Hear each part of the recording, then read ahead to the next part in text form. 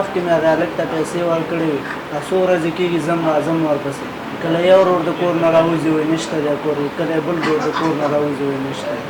ښه ته صبر وکړه زه لمونځ وکړم بیا به خبرې کوو دې ملا صاحب ته وګوره کوړ خو نه خو خبرې خو اورې که نه خپل لمونځ دې کوه اوس لکه چا سره چې ښه کې لکه خرو ته چې واښه کې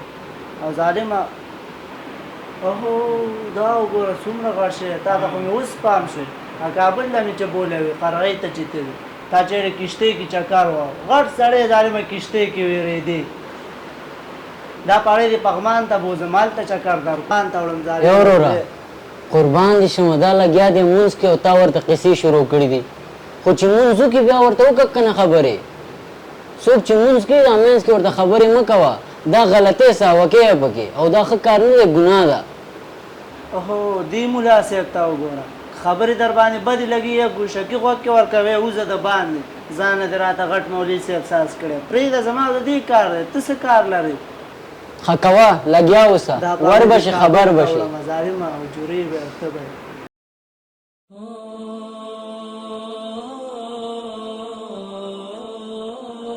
الو السلام علیکم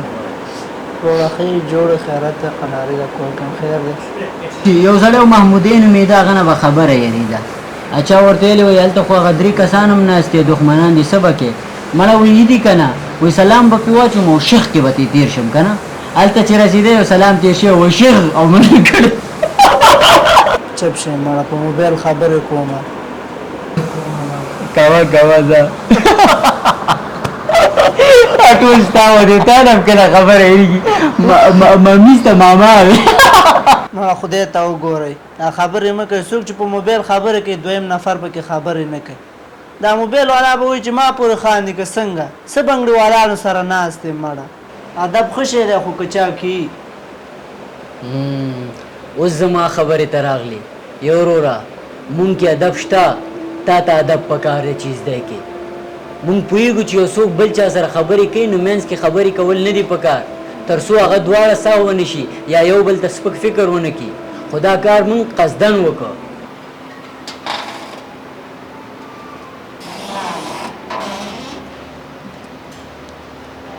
ګوره عرفانه سلیم خو زما خبره ونه منله که نه خو ده ته به ما او تا دا قینت ورکو چې یو څوک مونځ کوي نو منځ کې ورته خبرې نه دي کول پکار دا ګناه ده صحیح ده که نه سمه ده خو هغه څنګه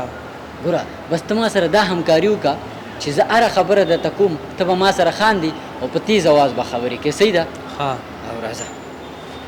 په دې خاطر چې تا ته دا احساس وشي چې یو څوک مونځ کوي نو منځ کې ورته خبرې مه کوه دا ګناه ده چې تا هغه غلطوې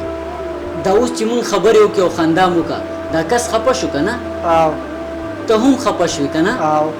نو پرون چې دې مونځ کاو دا مونځ کول د الله جل جلاله سره خبرې کول دي او تا ورته منځ کې خبرې کولې نو الله جل جلاله به څومره خفه شوی او دا به څومره خفه شوی کله چې مونږ یو کار کوو که نه نو د ځان اندازه راته نه کېږي چې مونږ کم حد نه اوښتي خو بل ته بیا ګوته نیسو هغه ټیم کې خو په تا باندې شیطان زورولو چې څه مونږ وکړو دا هم په قص وکړو او په دې خاطر مو وکړو چې ته په دې پوه شي چې څوک مونځ کوي که نه نو منځ کې ورته خبرې د شیطانت مه کوو تر څو تا هغه سهوه کړي او غلطې کړي مونږ کې ادب نشته